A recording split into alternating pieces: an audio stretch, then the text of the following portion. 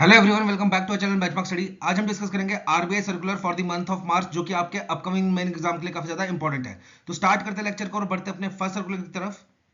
तो सबसे पहला सर्कुलर है हमारा बेस्ड ऑन पीएसएल नॉर्म्स। तो ये मोस्ट इंपॉर्टेंट सर्कुलर रहने वाला है। इसमें से आपको एक दो क्वेश्चन पक्का देखने को मिलेगा एग्जाम में से। तो देखो, पीएसएल क्या होता है, बेसिकली आपका प्रायोरिटी सेक्टर लैंडिंग। अब अगर आपको डीप में समझना है कि ये एएनबीसी क्या होता है, सीईओ बीएससी क्या होता है, इसको कैसे कैलकुलेट करते हैं, तो आपने कुछ नहीं करना है, हमारे चैनल के लाइव सेक्शन में जाना है और वहां पे आपको एक वीडियो मिलेगी प्रायोरिटी सेक्टर लैंडिंग के ऊपर। वहां पे मैंने डीप में समझाया हुआ है एएनबीसी कैसे कैलकुलेट होता है, सीईओ बीएससी कैसे कैलकुलेट होता है, और ये प्रायोरिटी सेक्टर लैंडिंग का पूरा माजरा क्या है। ठीक है, तो अगर आपने डीप में समझना है नॉलेज के लिए तो वहां से समझ सकते हैं। यहाँ पे हम फोकस करेंगे only and only for mains examination point of view. तो यहाँ पे देखिए, प्रायोरिटी सेक्टर लैंडिंग बेसिकली होता क्या है। जो बैंक है हमारे, वो क्या करते हैं, बेसिकली काम करते हैं ताकि उनका प्रॉफिट हो सके। वो लोन्स बांटते हैं ताकि उनका प्रॉफिट हो सके। तो अगर उनको ज्यादा प्रॉफिट करना है तो वो क्या कर सकते हैं, सिंपली बड़े बड़े बिजनेसमैन हैं, बड़ी बड़ी कंपनीज हैं, एमएनसी कंपनीज हैं, उनको लोन बांटे हायर रेट ऑफ इंटरेस्ट पे और वहां से अच्छा खासा प्रॉफिट कमाए। पर यहाँ पे क्या होएगा, फिर जो बाकी सेक्शंस हैं हमारे सोसाइटी के, बाकी सेक्शंस हैं, वो क्या रह जाएंगे, वंचित रह जाएंगे किससे, लोन से। तो आरबीआई ने क्या बोला कि भाई सभी सेक्शंस को प्रॉपर लोन मिलने चाहिए। बैंक ऐसा ना करे हायर क्लास वाले जो लोग हैं उनको लोन बांटे, उनसे हायर रेट ऑफ इंटरेस्ट ले और अपना प्रॉफिट बनाता रहे। सभी लोगों को लोन का अधिकार है, सभी लोगों को लोन मिलना चाहिए अगर वो एलिजिबल है। तो यहाँ पे आरबीआई ने क्या बोला बैंक्स को, कि बैंक्स को क्या करना पड़ेगा, प्रायोरिटी सेक्टर लैंडिंग के अंडर सभी सेक्शंस में क्या करना पड़ेगा, लोन बांटने पड़ेंगे। अब यहाँ पे क्या मतलब है इस चीज का, देखो आरबीआई ने कुछ सेक्शंस बनाए हैं, जैसे कि आपका हो गया एग्रीकल्चर, एग्रीकल्चर सेक्टर हो गया, फिर आपका एमएसएमई हो गया, फिर आपका एक्सपोर्ट क्रेडिट हो गया, फिर आपका एजुकेशन हो गया, फिर हाउसिंग, फिर सोशल इंफ्रास्ट्रक्चर, फिर रिन्यूएबल एनर्जी, और फिर अदर्स। अदर्स में जैसे आपके वीकर सेक्शन वगैरह ये सब आ जाते हैं। आरबीआई ने बैंक को बोला कि जो भी बैंक्स अपने एक साल में जितने भी लोन कर रहे हैं उसमें से कुछ कुछ हिस्सा, जो भी लोन कर रहे हैं उसका कुछ हिस्सा उनको इन फील्ड्स में देना पड़ेगा। मतलब जैसे एक बैंक अगर पूरे साल में 100 रुपए का लोन कर रहा है, तो 100 रुपए का लोन में से जैसे कि 10 रुपए एग्रीकल्चर में होना चाहिए, 5 रुपए एमएसएमई में होना चाहिए, 5 रुपए एक्सपोर्ट में होना चाहिए, 5 रुपए एजुकेशन लोन देने पड़ेंगे उसको। मतलब उसको मैंडेटरी कर दिया कि उसको कुछ ना कुछ हिस्सा इन सेक्टर्स में भी इन्वेस्ट करना पड़ेगा, इन सेक्टर्स में भी लोन बांटने पड़ेंगे जितने भी वो साल के बांट रहा है। तो ये था आपका प्रायोरिटी सेक्टर लैंडिंग। अब यहाँ पे क्या किया आरबीआई ने नॉर्म्स में, ये जो इनमें जैसे एग्रीकल्चर में इन्वेस्ट करना था तो उसमें कुछ मॉडिफिकेशंस कर दिए हैं। पहले जैसे कि समझ लो, एग्रीकल्चर में अगर आप किसी व्यक्ति को, फार्मर को 10 रुपए का लोन दे रहे हो तो वही इंक्लूड होगा किसमें, प्रायोरिटी सेक्टर लैंडिंग में। अगर आप 15 रुपए का लोन दे रहे हो उसको तो वो प्रायोरिटी सेक्टर लैंडिंग में इंक्लूड नहीं होता था। तो ऐसे कुछ कुछ लिमिट्स होती थी लोन्स की। अब उन लिमिट्स को रिवाइज किया है, ये समझेंगे हम क्या कितनी कितनी लिमिट है, क्या लिमिट है वो समझेंगे, टेंशन मत लीजिए। पर यहाँ पे कुछ कुछ लिमिट्स को रिवाइज किया है तो वो डिस्कस करेंगे। तो सबसे पहले हम यहाँ बात करते हैं अर्बन कोऑपरेटिव बैंक्स की। अब देखो, अर्बन कोऑपरेटिव बैंक्स के लिए प्रायोरिटी सेक्टर लैंडिंग के अंडर क्या लिमिट थी। तो जब अर्बन कोऑपरेटिव बैंक स्टैब्लिश हुए थे तब उनको बोला गया था कि भाई आप एक साल में, अगर यहाँ पे मैं सिंपल भाषा में अगर एएनबीसी या सीईओ बीएससी को समझाऊं, तो सिंपल भाषा में जिन्होंने पहले कभी नहीं समझा है और वो अभी समझना भी नहीं चाहते हैं, सिर्फ पेपर के लिए फोकस कर रहे हैं, तो उनको मैं सिंपल भाषा में समझाऊं अगर, तो एएनबीसी समझ लो आप, एक बैंक जो पूरे साल में लोन कर रहा है। एक बैंक जो पूरे साल में जितना भी लोन कर रहा है उसको बोलते हैं एएनबीसी। हालांकि मतलब अलग होता है, वो आपको लाइव सेक्शन वाली वीडियो में मिल जाएगा। ठीक है, पर अगर सिंपल सी भाषा में समझो, एएनबीसी का मतलब एक बैंक जो पूरे साल में जितना लोन कर रहा है उसको समझ लो आप एएनबीसी। तो यहाँ पे आरबीआई ने यूसीबीस को क्या बोला हुआ था कि आप जितना भी लोन बांट रहे हो पूरे साल में, उसका 40% लोन आप किस में करोगे, प्रायोरिटी सेक्टर लैंडिंग में। उसका 40% लोन आपको प्रायोरिटी सेक्टर लैंडिंग में करना पड़ेगा। फिर आरबीआई ने क्या बोला कि जब ये यूएससीबीस 2018-19 की बात है, फिर आरबीआई ने इनको क्या बोला कि आपको ये 40% वाला क्राइटेरिया जो है वो चेंज करके इसको बढ़ा के कितना लेके जाना पड़ेगा, 75%। और 75% क्राइटेरिया किस किस के लिए है, आरआरबीज हो गए एंड हमारे स्मॉल फाइनेंस बैंक्स हो गए। आरआरबी और स्मॉल फाइनेंस बैंक को क्या करना पड़ता है, वो साल में जितना भी लोन करते हैं उसका 75% लोन जो है वो प्रायोरिटी सेक्टर लैंडिंग में करना पड़ता है। तो वैसे यूसीबीस को भी बोला कि आपको भी क्या करना पड़ेगा, ये 40% वाला क्राइटेरिया बढ़ा के कितना करना पड़ेगा, 75%। और इसके लिए एक ग्लाइडिंग पाथ बनाया। ग्लाइडिंग पाथ मतलब कि आप एकदम से 75% तो पहुंच नहीं पाओगे, तो हम आपको टाइम देते हैं। टाइम कैसे दिया उन्होंने, कि अगर हम बात करें फाइनेंशियल ईयर 23-24 की, तो आपको करना पड़ेगा ये 60% से बढ़ा के, 40% से बढ़ा के 60%। फिर हम बात करें फाइनेंशियल ईयर 24-25 की, तो आपको ये 60 से बढ़ा के करना पड़ेगा 65%। फिर हम बात करें फाइनेंशियल ईयर 25-26 की, तो ये आपको 65 से परसेंट से बढ़ा के कितना करना पड़ेगा 75%। अब यहाँ पे आरबीआई ने क्या बोला है कि आप रहने दीजिए, ये 75% वाला क्राइटेरिया आपके लिए कुछ ज्यादा टफ हो जाएगा। आप क्या कीजिए, ये जो प्रायोरिटी सेक्टर लैंडिंग में इन्वेस्टमेंट करनी है आपको, ठीक है, आपको जो मैंडेटरी है प्रायोरिटी सेक्टर लैंडिंग में लोन्स देना, वो कितना करना पड़ेगा आपको 60%। अब कितना कर दिया इनके लिए टारगेट 60%, पहले कितना था 40%। फिर इनको बोला था कि आपको 2026 तक ये बढ़ा के कितना करना पड़ेगा 75%। अब आरबीआई ने बोला यूसीबीस को कि आप 60% ही रहने दीजिए, कोई दिक्कत नहीं है, आपको प्रायोरिटी सेक्टर लैंडिंग में कितना इन्वेस्ट करना पड़ेगा 60%, ठीक है। और उसमें क्या क्या क्राइटेरिया आपका, कि जैसे माइक्रो एंटरप्राइजेस को आपको 7.5% देना पड़ेगा, एडवांस टू वीकर सेक्शन को आपको 12% देना पड़ेगा। ये याद करने की इतनी जरूरत नहीं है, जो याद करने वाली चीजें हैं वो मैं आपको बताता रहूंगा। तो सबसे पहला क्या है, यूसीबीस के लिए कितना है प्रायोरिटी सेक्टर लैंडिंग में इन्वेस्ट करना 60%, ठीक है। बढ़ते नेक्स्ट स्लाइड की तरफ। अब यहां से स्टार्ट होता है हमारा इंपॉर्टेंट क्लासिफिकेशंस। अब आरबीआई ने क्या किया है, एक न्यू टर्म इंट्रोड्यूस किया जिसका नाम क्या है, नॉन कॉर्पोरेट फार्मर्स। अब इनका काम क्या है, इसमें क्या चीज इंक्लूड होगी, नॉन कॉर्पोरेट फार्मर्स मतलब वो फार्मर्स जो काफी लार्ज स्केल पे फार्मिंग नहीं करते। और इनमें कौन कौन आएंगे, आपके इंडिविजुअल फार्मर्स जो कि क्या है, स्मॉल एंड मार्जिनल फार्मर्स है। स्मॉल एंड मार्जिनल फार्मर्स इसमें इंक्लूड होंगे।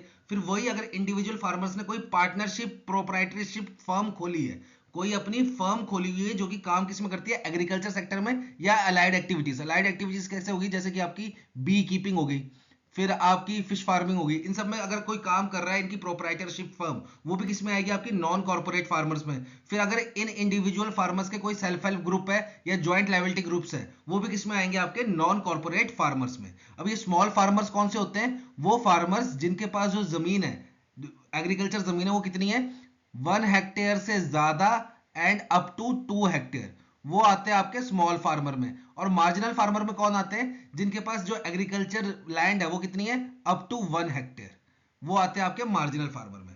अब यहाँ पे देखो आपकी कैटेगराइजेशन दी गई है, ये इसमें जो जो चीज याद करने वाली है वो मैं बताऊंगा आपको। अगर हम बात करें डोमेस्टिक कमर्शियल बैंक्स की एंड फॉरेन बैंक्स जिनकी इंडिया में 20 से ज्यादा ब्रांचेस हैं, उनको प्रायोरिटी सेक्टर लैंडिंग में कितना परसेंट लोन करना होता है, 40%। 40%। और वही अगर हम बात करें फॉरेन बैंक्स की जिनकी 20 से कम ब्रांचेस है, उनको भी 40% करना होता है। पर उनके लिए क्या है कि वो 40% में से 32% जो है वो एक्सपोर्ट क्रेडिट में कर सकते हैं। फिर हम रीजनल रूरल बैंक और स्मॉल फाइनेंस बैंक का पहले पढ़ चुके हैं, कितना करना होता है इनको 75%। तो ये जो मैं डब्बे बना रहा हूं वो चीज आपने याद करनी है, ठीक है। फिर बात करें हम यहाँ पे ये नॉन कॉर्पोरेट फार्मर्स का इंट्रोडक्शन क्यों किया है, इसका क्या चेंजेस आए हैं। तो देखो पहले क्या होता था, जो भी हमारे डोमेस्टिक बैंक्स हो गए, कमर्शियल बैंक्स हो गए, ठीक है, या फिर हमारे रीजनल रूरल बैंक्स हो गए या स्मॉल फाइनेंस बैंक हो गए, इनको एग्रीकल्चर में कितना परसेंट करना होता था, जैसे ये 40% है ना, 40 में से 18% काम करना पड़ेगा एग्रीकल्चर में।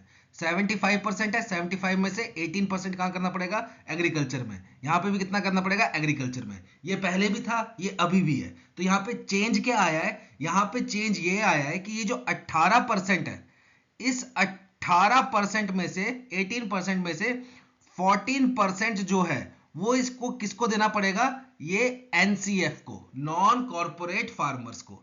मतलब ये 18% तो एग्रीकल्चर सेक्टर में करना ही है, 18 में से जो 14% है वो किसको देना पड़ेगा, नॉन कॉर्पोरेट फार्मर्स को। ऐसा ना हो आप बड़े बड़े फार्मर्स को ही लोन देते रहो, जो कॉर्पोरेट लेवल पे काम कर रहे हैं, जो बड़ी स्केल पे प्रोडक्शन कर रहे हैं, सिर्फ उनको ही लोन दो, नहीं।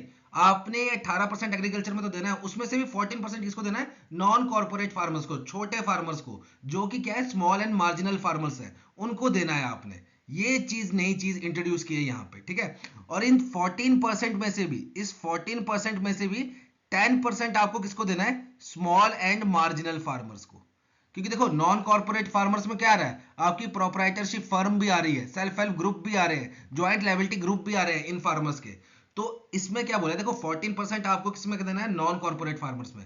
पर 14 में से भी अगर हम बात करें तो 10% आपको स्पेसिफिक किसको देना पड़ेगा, स्मॉल एंड मार्जिनल फार्मर्स को। ये नहीं कि आप 14 में से 12% इन फार्मर्स के सेल्फ हेल्प ग्रुप को दो या इन फार्मर्स की प्रोप्राइटरशिप फर्म को दो, नहीं। 14 में से 10% आपको किसको देना है, स्मॉल एंड मार्जिनल फार्मर्स को, और बाकी फिर आप जिस मर्जी को दो, ठीक है। तो ये क्राइटेरिया इंपॉर्टेंट है। तो क्या इंपॉर्टेंट है, एक तो कि एग्रीकल्चर में कितना करना है 18%। फिर 18% का भी अगर हम बात करें तो 14% किस में होना चाहिए, ये होना चाहिए आपका नॉन कॉर्पोरेट फार्मर्स में।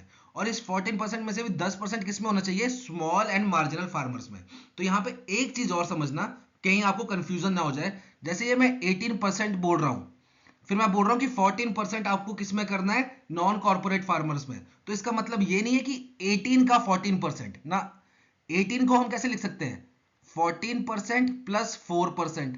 तो ये जो 14% है इसकी बात कर रहा हूं, ना कि 18 का 14%। ये चीज समझना, 18 का 14% अलग बात होगी और 18 में से 14% अलग बात होगी। तो 18 में से 14% आपको किस में करना है, नॉन कॉर्पोरेट फार्मर्स में। और उस 14% में से भी 10% कहां करना है, स्मॉल एंड मार्जिनल फार्मर्स में। मतलब इस 14% को कैसे लिख सकता हूं मैं, 10% प्लस 4%। तो ये जो 10% है ये किस में जाना चाहिए, स्मॉल एंड मार्जिनल फार्मर्स में। तो ये चीज याद रखना, ठीक है। तो यहाँ पे याद रखने वाली क्या क्या बात होगी कि हमारे, अगर बात करूं मैं शेड्यूल कमर्शियल बैंक्स की, ठीक है, या फिर हमारे फॉरेन बैंक्स जिनकी 20 से ज्यादा ब्रांचेस है, उनको प्रायोरिटी सेक्टर लैंडिंग में कितना इन्वेस्ट करना पड़ता है, 40%। फिर अगर मैं बात करूं RRBs and small finance bank की, तो उनको कितना करना पड़ेगा, 75%। और अगर मैं बात करूं यूसीबीज की, तो उनको कितना करना पड़ेगा, 60%। ठीक है। फिर मैं अगर बात करूं एग्रीकल्चर सेक्टर की, तो एग्रीकल्चर सेक्टर में कितना करना पड़ेगा, 18%। और अगर मैं बात करूं इस एग्रीकल्चर सेक्टर के अंदर, तो 18% में से भी 14% किसको करना पड़ेगा, नॉन कॉर्पोरेट फार्मर्स को। और अगर मैं इसके भी अंदर बात करूं, तो 14% में से भी 10% किसको करना पड़ेगा, स्मॉल एंड मार्जिनल फार्मर्स को। ठीक है, तो ये चीज इंपॉर्टेंट थी। बढ़ते हैं नेक्स्ट स्लाइड की तरफ। अब यहां से स्टार्ट होते हैं हमारी इंपॉर्टेंट फिगर्स और इंपॉर्टेंट चेंजेस जो कि पीएसएल नॉर्म्स में आए हैं। तो सबसे पहला चेंज है हमारा नेगोशिएबल वेयरहाउस रिसिप्ट पे, जिसको नेशनल वेयरहाउस रिसिप्ट भी बोलते हो आप। यहाँ पे क्या होता है, देखो जैसे एक फार्मर है, उसने क्या किया, क्रॉप उगाई, ठीक है, फिर क्रॉप काटी, फसल उगाई, फसल काटी, और उस फसल को क्या किया, मार्केट में गया बेचने, पर उसको उस टाइम सही रेट नहीं मिल रहा, तो वो क्या करेगा, उस फसल को, उस क्रॉप को कहीं स्टोर करके रख लेगा और वेट करेगा जब मार्केट में सही प्राइस मिलेगा, तो वहां से स्टोरेज से फसल को, क्रॉप को निकाल के मार्केट में बेच देगा, जिससे उसको अच्छा खासा पैसा मिल जाएगा। पर इस केस में होएगा क्या, सिनेरियो में देखो, फार्मर फसल उगाता क्यों है, क्रॉप उगाता क्यों है, कि भाई उसको बेच के वो पैसा कमाए। पर यहाँ पे क्या करना पड़ रहा है, उसको वेयर हाउस में रखनी पड़ रही है, स्टोरेज एरिया में रखनी पड़ रही है अपनी फसल को, और वेट करना पड़ रहा है सही प्राइस का। तो इस दौरान बीच में खर्चे के लिए उसको पैसा कहां से मिलेगा। तो यहाँ पे क्या बोला बैंक्स ने, कि आप क्या कीजिए, जो भी आपने फसल जो है, अपनी क्रॉप जो है, आपने जिस गोदाम में सेव कर रखी है, वेयर हाउस मतलब गोदाम, और अगर वो गोदाम जो है वो नेशनल वेयर हाउस है, नेशनल वेयर हाउस है वो, अगर, तो आपको क्या मिलेगा, हम आपकी स्टोरेज के ऊपर आपको लोन दे देंगे। मतलब जैसे मैं एक फार्मर हूं, मैंने समझ लो 500 किलो या 1000 किलो जो व्हीट है वो स्टोर करके रखी हुई है एक वेयर हाउस में। अब मेरे को वो वेयर हाउस बदले में क्या देगा, एक पर्ची देगा जिसमें लिखा होगा कि भाई इस बंदे ने इतनी फसल जो है, इस टाइप की फसल, मतलब जैसे व्हीट होगी तो व्हीट 1000 किलो हमारे पास जमा कर रखी है, उसकी क्वालिटी ये है वगैरह वगैरह, उस रिसीट पे लिखा होगा। तो उस रिसीट के ऊपर मेरे को लोन मिल जाएगा, मतलब मेरी फसल गिरवी रख ली जाएगी बैंक के द्वारा और मेरे को उस पर लोन मिल जाएगा, ताकि मैं अपना डेली खर्चा चला सकूं। तो यहाँ पे क्या किया है, इसके जो लिमिट क्राइटेरिया था इसको चेंज किया है। पहले नेशनल वेयरहाउस रिसीट के ऊपर एक बंदे को कितना लोन मिल सकता था, 75 लाख का, 75 लाख। ऐसी बात नहीं है लोन 75 लाख से ऊपर नहीं मिल सकता था, 75 लाख से ऊपर भी मिल सकता था, पर वो फिर लोन प्रायोरिटी सेक्टर लैंडिंग के अंदर काउंट नहीं होता। लोन कौन सा काउंट होगा प्रायोरिटी सेक्टर लैंडिंग के अंदर, जो कि 75 लाख तक का था।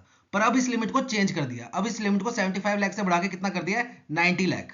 मतलब अगर एक फार्मर को उसकी वेयर हाउस रिसीट के ऊपर 90 लाख तक का लोन दिया जा रहा है बैंक के द्वारा, तो बैंक वो उस चीज को अपने पीएसएल टारगेट में इंक्लूड कर सकता है। पर वहीं अगर एक फार्मर को 90 लाख से ऊपर का लोन दे रहे हैं वेयर हाउस रिसीट पे, तो फिर वो उसके पीएसएल टारगेट में इंक्लूड नहीं होगा। ठीक है। और अगर वो किसी अदर वेयर हाउस रिसीट होगी, किसी अदर वेयर हाउस की रिसीट होगी, तो पहले इस पे लिमिट होती थी कितनी, 50 लाख की, अब इसको बढ़ा के कितना कर दिया, 60 लाख। तो ये दोनों लिमिट्स आपको याद रखनी है, ठीक है। ये होगी हमारी इंडिविजुअल्स की बात। अब अगर हम बात करें कॉर्पोरेट्स की, कॉर्पोरेट फार्मर्स की, तो उनके लिए भी लिमिट बढ़ा दी है। कॉर्पोरेट फार्मर्स जैसे समझ लो मेरे एक आटा चक्की है, तो मैं भी बड़े एक लार्ज लेवल पे क्या करूंगा, व्हीट जो है वो प्रोक्योर करूंगा फार्मर से, और फिर क्या करूंगा, पूरे साल उस व्हीट को निकालूंगा अपने वेयर हाउस से, पीसूंगा, आटा बनाऊंगा और बेचूंगा। सारी की सारी व्हीट एक दिन में तो पीस नहीं दूंगा मैं, तो वो क्या करूंगा, मैं भी उसको किसी वेयर हाउस में स्टोर करके रखूंगा। तो यहाँ पे क्या है, तो कॉर्पोरेट लेवल पे जो फार्मर्स हैं वो भी वेयर हाउस रिसीट पे क्या कर सकते हैं, लोन ले सकते हैं बैंक से, और इनकी लिमिट भी चेंज कर दी है। अब लिमिट कितनी की है, पहले जो कॉर्पोरेट था वो नेशनल वेयर हाउस रिसीट पे कितना लोन ले सकता था, 75 लाख का, अब इसको बढ़ा के कितना कर दिया, 4 करोड़। और वही अगर बात करूं अदर वेयर हाउस रिसीट का, तो उस पे पहले एक कॉर्पोरेट फार्मर कितना लोन ले सकता था, 50 लाख का, अब इसको बढ़ा के कितना कर दिया है, 2.5 करोड़। ठीक है। तो देखो ये जाहिर सी बात है, ये होना भी चाहिए था, क्योंकि देखो पहले क्या था, इंडिविजुअल एंड कॉर्पोरेट के लिए, दोनों के लिए नेशनल वेयर हाउस रिसीट पे कितना लोन मिलता था, 75 लाख का। पर दोनों की जो स्केल ऑफ प्रोडक्शन है वो अलग होती थी। इंडिविजुअल फार्मर थोड़े कम स्केल पे उगाएगा, जो कॉर्पोरेट फार्मर है वो खुद लार्ज स्केल पे प्रोक्योर करेगा। तो दोनों को अगर 75 लाख का लोन आप इंक्लूड कर रहे हो प्राइवेट सेक्टर लैंडिंग में, तो वो नाइंसाफी होती थी। तो इसमें चेंजेस तो रिक्वायरमेंट थे ही, ठीक है। तो अब नौ जो कॉर्पोरेट फार्मर्स है उनके लिए कितना लोन कर दिया, अगर वो नेशनल वेयर हाउस रिसीट पे लेंगे तो 4 करोड़, और अदर वेयर हाउस रिसीट पे लेंगे तो 2.5 करोड़, ठीक है। और वैसे कॉर्पोरेट वाले लोन कितना ले सकते हैं एग्रीकल्चर इसके लिए बोरोइंग एक्टिविटीज के लिए, तो वो भी कितना है आपका 4 करोड़ पर बोरोवर, ठीक है। फिर यहाँ पे एक चीज और की है, इसमें क्या किया गया है, जो हमारे एफपीओज हैं और एफपीसीज हैं, जो कि क्या करते हैं, जैसे कि बड़ी बड़ी कंपनीज होगी, जैसे मैंने अभी आपको व्हीट का एग्जांपल दिया, आटा कंपनी का एग्जांपल दिया, ठीक है। जो फ्लोर मिल्स कंपनी होती हैं, जैसे शक्ति भोग ही ले लो, शक्ति भोग ही ले लो, वो क्या करेगी, फार्मर को पहले ही डील कर लेगी कि आप हमें फसल दीजिएगा, जब आपकी फसल पूरी हो जाएगी, जब आपकी क्रॉप मैच्योर हो जाएगी, तो वो फसल हमें बेचिएगा और हम आपको सो एंड सो रेट पे खरीद लेंगे। जो ऐसे बड़े बड़े कंपनीज होती है जो पहले से ही डील कर लेती है फार्मर से, और उनको एश्योरेंस देती है कि हम आपसे प्री डिटरमाइंड प्राइस पे पहले से ही पैसे ले, मतलब क्रॉप ले लेंगे आपकी, और पहले ही डील कर लेती है, उनके लिए भी लोन लिमिट को इंक्रीज कर दिया है। पहले ऐसी कंपनीज को कितना लोन मिलता था, 5 करोड़ का, पहले मिलता था 5 करोड़ का, अब इसको बढ़ा के कितना कर दिया है, 10 करोड़। फिर साथ ही साथ वो कंपनीज जो कि फार्मर से परचेज कर रही है, और वो फार्मर्स किस फील्ड से जुड़े होने चाहिए, या तो एग्रीकल्चर से या फिर अलाइड एक्टिविटीज। अलाइड एक्टिविटीज जैसे कि आपकी बी कीपिंग हो गई, फिश फार्मिंग हो गई, ठीक है, हॉर्टिकल्चर हो गया, ये सब क्या होता है आपका अलाइड एक्टिविटीज। मतलब वो कंपनीज या वो कॉर्पोरेट्स या वो पर्सन जो कि परचेज कर रहा है एग्रीकल्चर प्रोडक्ट्स या फिर अलाइड एक्टिविटीज प्रोडक्ट्स, जैसे बी कीपिंग से अगर वो पर्सन क्या कर रहा है, बी कीपर से हनी परचेज कर रहा है लार्ज स्केल पे, तो वैसे पर्सन को क्या मिलेगा, लोन मिलेगा बैंक से। और वो लोन कितने का मिलेगा, उसकी लिमिट भी इंक्रीज कर दी है। वो लोन कितना मिलेगा, अब उसको 10 करोड़ रुपए का लोन मिल जाएगा बैंक से, उसी पर्सन को जो कि परचेज कर रहा है हमारे फार्मर से या अलाइड एक्टिविटीज वाले लोगों से, जो अलाइड एक्टिविटीज में काम कर रहे हैं, जैसे बी कीपिंग कर रहे हैं, फिश फार्मिंग कर रहे हैं, हॉर्टिकल्चर कर रहे हैं। अगर वो उनका सामान खरीद रहा है पर्सन, या फिर एग्रीकल्चर फार्मर्स का सामान खरीद रहा है, तो उस पर्सन को 10 करोड़ तक का लोन मिल जाएगा बैंक से, ठीक है। और अगर किसी पर्सन को जो कि एंगेज है अलाइड एक्टिविटीज, अलाइड एक्टिविटीज समझ गए ना, वही बी कीपिंग हो गया आपका, फिश फार्मिंग हो गया, हॉर्टिकल्चर हो गया, ये सब क्या आता है आपका अलाइड एक्टिविटीज में। अगर कोई पर्सन एंगेज है अलाइड एक्टिविटीज में, तो उसको लोन कितने का मिल जाएगा, 2.5 लाख रुपए तक का लोन मिल जाएगा बैंक से, without any land holding criteria, without any land holding criteria, चाहे उसके पास अपनी जमीन हो या ना हो, उसको 2.5 लाख तक का लोन मिल जाएगा। और ये किसमें इंक्लूड होंगे सारी चीजें, प्रायोरिटी सेक्टर लैंडिंग में। तो ये लिमिट्स याद कर लेना 10-10 करोड़ वाली जो मैंने आपको बताई है, ठीक है। बढ़ते हैं नेक्स्ट स्लाइड के ऊपर। नेक्स्ट है हमारा एजुकेशन लोन। अब यहाँ पे क्या था, गवर्नमेंट ने बोला है, आरबीआई ने बोला है कि अगर बैंक्स एजुकेशन लोन दे रहे हैं तो वो भी आपका किसी में इंक्लूड होगा, प्रायोरिटी सेक्टर लैंडिंग में। पर कंडीशन क्या है, अगर आप एजुकेशन लोन दे रहे हो 20 लाख रुपए तक का, तो वो किस में काउंट होएगा, आपका प्रायोरिटी सेक्टर लैंडिंग में। पर वहीं अगर आप एजुकेशन लोन दे रहे हो 30 लाख का, 40 लाख का, तो वो फिर आपके प्रायोरिटी सेक्टर लैंडिंग क्राइटेरिया में इंक्लूड नहीं होगा। तो अब सर आरबीआई ने क्या किया है, इस लिमिट को भी इंक्रीज कर दिया है। अब ये लिमिट कितनी कर दी है, 20 लाख से बढ़ा के कितनी कर दिया, 25 लाख। अगर अब आप 25 लाख तक का एजुकेशन लोन दे रहे हो, तो वो आपका किस में काउंट हो जाएगा, प्रायोरिटी सेक्टर लैंडिंग के अंदर। फिर बात करें हम, अगर हम एक्सपोर्ट क्रेडिट की, तो एक्सपोर्ट क्रेडिट एक बैंक कितना दे सकता है आपका, 2% ऑफ एएनबीसी या सीओबीसी, जो भी इसमें से हायर होगा। और पर बोरोवर, अगर एक पर्सन है जो एक्सपोर्ट्स में डील करता है, तो उस पर्सन को मैक्सिमम कितना लोन दे सकते हैं हम, अंडर पीएसएल नॉर्म। मैक्सिमम तो आप जितना मर्जी दे दो, जितने उसके कोलेटरल्स होंगे, जितनी उसकी चीजें होंगी, उसके बेस पे आप उसको क्या दे सकते हो, कितना भी फाइनेंस कर सकते हो।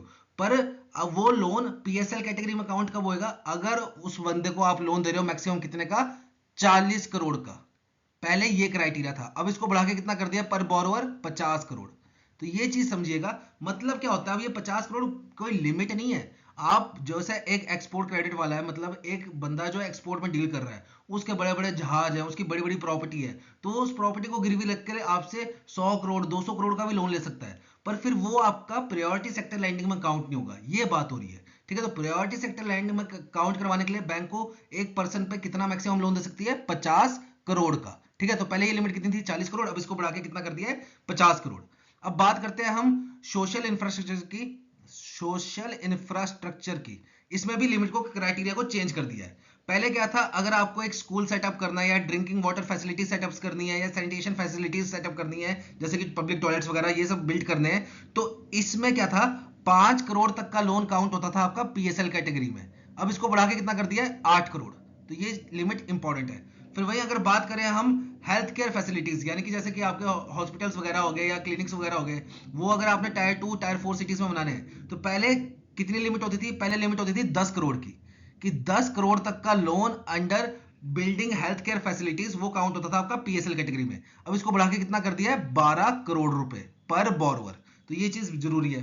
फिर अगर हम बात करें रिन्यूएबल एनर्जी की, अगर आप हायर लेवल पे कर रहे हो, कंपनी लेवल पे कर रहे हो, तो आपका क्या था? रिन्यूएबल एनर्जी के अंडर लोन कितना कहा जाता था आपका पीएसएल के अंडर? 30 करोड़ का। अब इसको बढ़ा के कितना कर दिया है? 35 crore.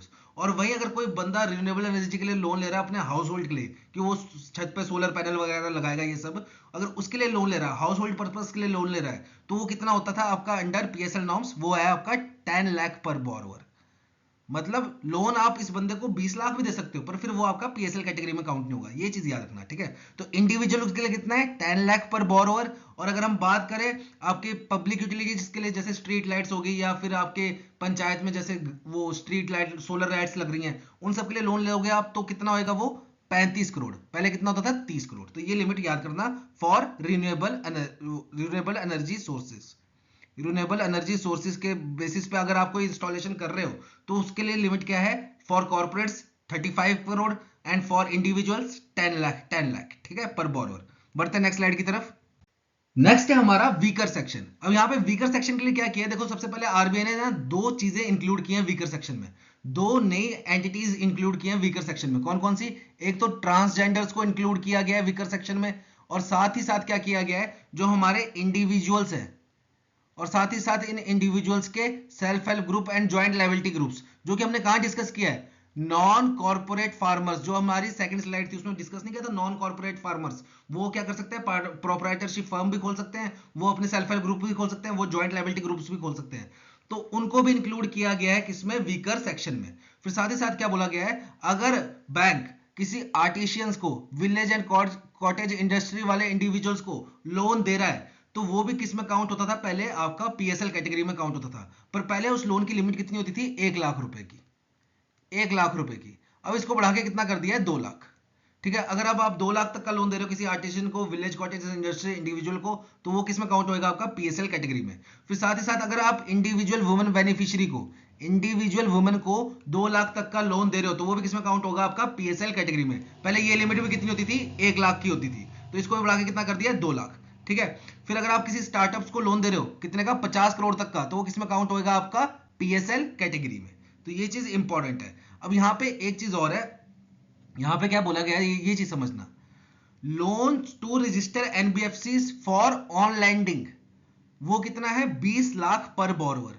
And loans for NBFC, ठीक है, फॉर ऑन लैंडिंग पर्पसेस, ये कितना है? 10 लाख। यहाँ पे 20 लाख। ये 20 लाख किसके केस में? एमएसएमई के केस में। और ये 10 लाख किसके केस में? एग्रीकल्चर के केस में। पर यहाँ पे समझने वाली बात है कि ऑन लैंडिंग होता क्या है। तो देखो, ऑन लैंडिंग बेसिकली क्या होता है? जैसे समझ लो बैंक है, बैंक अगर सीधा कस्टमर को लोन देगा, सीधा कस्टमर को लोन देगा और अपनी रेंज में देगा, तो वो उसका लोन इंक्लूड हो जाएगा प्रायोरिटी सेक्टर लैंडिंग के अंदर।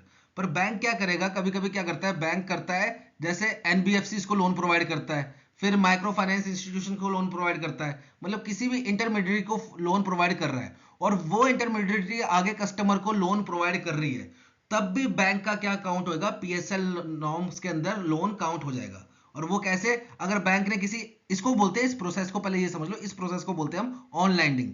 ऑन लैंडिंग क्या होता है? मतलब बैंक डायरेक्टली कस्टमर को लोन नहीं प्रोवाइड कर रहा, बैंक किसी और को लोन दे रहा है, और फिर वो कंपनी या वो इंस्टीट्यूशन आगे कस्टमर को लोन दे रहा है, तो उसको बोलते हैं हम ऑन लैंडिंग। तो अगर बैंक किसी एनबीएफसी को लोन दे रहा है और एनबीएफसी आगे किसी माइक्रो एंड स्मॉल इंटरप्राइजेस को लोन देता है 20 लाख तक का, तो वो भी किसमें काउंट होएगा? पीएसएल कैटेगरी में। वैसे ही अगर बैंक किसी एनबीएफसी को लोन दे रहा है और वो एनबीएफसी आगे किसी एग्रीकल्चर एक्टिविटीज के लिए फार्मर को लोन दे रहा है अप टू 10 लाख रुपीज, तो वो भी पीएसएल कैटेगरी में काउंट होगा। ठीक है, तो ये चीज समझ लेना। और ऑन लैंडिंग इंपॉर्टेंट है। ऑन लैंडिंग होता क्या है? देखो, पेपर में आए ना आए, आपका कभी इंटरव्यू होगा, जैसे अगर एसबीआई पीओ भी आने वाला है, तो अगर आपका इंटरव्यू होगा तो इंटरव्यू में पूछ सकते हैं ऑन लैंडिंग होता क्या है। ठीक है, तो वहां उस पॉइंट ऑफ व्यू से भी ये इंपॉर्टेंट है। अब बात करते हैं हम हाउस लोन की। देखो, हाउस लोन की लिमिट भी चेंज कर दी और ये जरूरी भी था। पहले देखो, हाउस लोन की दो कैटेगरीज थी, metropolitan cities and other than metropolitan cities. अब उन सिटीज को भी चेंज किया है, पॉपुलेशन वाइज उस सिटीज का भी क्राइटेरिया चेंज किया। अब 3 क्राइटेरिया बनाए हैं। एक, वो सिटीज जिसमें पॉपुलेशन 50 लाख से ऊपर है। एक वो सिटीज जिसमें पॉपुलेशन 10 लाख से ऊपर है, 50 लाख तक है, और एक वो सिटीज जिसमें पॉपुलेशन जो है वो 10 लाख से नीचे है, ठीक है। और पहले मेट्रोपॉलिटन सिटीज में हाउस लोन कितने का काउंट होता था, 35 लाख तक का हाउस लोन काउंट होता था अंडर प्रायोरिटी सेक्टर लैंडिंग। अब यहाँ पे क्या किया, देखो मेट्रोपॉलिटन सिटीज जैसे दिल्ली हो गया, मुंबई हो गया, मुंबई में 35 लाख का आपको किचन भी नहीं मिलेगा, ठीक है, 35 लाख का आपको किचन भी नहीं मिलेगा मुंबई में। तो वो फिर वहां के लोगों को मजबूरी है ज्यादा लोन लेना, और बैंक वहां के ज्यादा लोन देंगे तो वो उनका प्रायोरिटी सेक्टर लैंडिंग में काउंट ही नहीं होगा कभी। तो इसलिए क्या किया, इस कैटेगरी को रिवाइज किया है। अब यहाँ पे क्या बोला है आरबीआई ने कि वो सेंटर्स, वो सिटीज जहां पे पॉपुलेशन 50 लाख या उससे ऊपर की है, अगर आपकी हाउस की कीमत होनी चाहिए मैक्सिमम कितनी, 63 लाख रुपीज। मैक्सिमम कीमत कितनी होनी चाहिए आपके हाउस की, 63 लाख रुपीस, और उस पर मैक्सिमम लोन कितना दे सकता है बैंक, 50 लाख का, तब वो काउंट होगा पीएसएल कैटेगरी में।